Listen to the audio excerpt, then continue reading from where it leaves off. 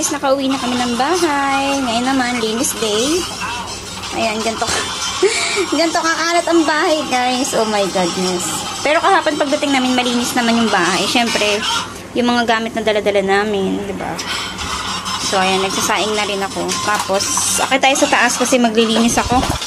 Kasi mamaya, guys, may client ako. Ayan. Ganito kagulo yung bahay. Diba? May client ako mamaya, so kailangan ko na maglinis. Kasi after lunch, yung aming schedule. O, diba, ang dami ko labahin. Tara, samahan niyo ako sa taas. So, ayan, dito tayo sa taas. Hindi pa kami nakaligpit kasi, ayan. Ang init kasi dito sa taas, guys, kaya mabilis ang baba talaga pagpatay ng aircon, babaan na. So, itong itsura ng taas. So, samahan niyo akong maglinis dahil sobrang kalat pa. Tara.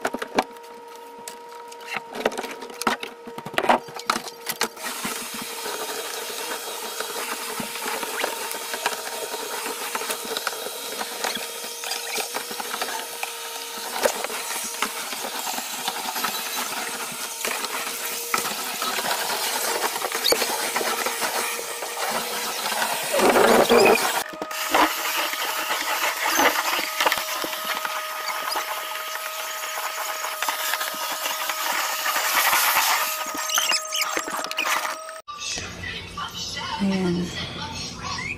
Nakalinis na ako. Baba naman tayo, guys. Ayan. Maliit lang ang kwarto namin dito sa taas. Ayan. Baba naman tayo.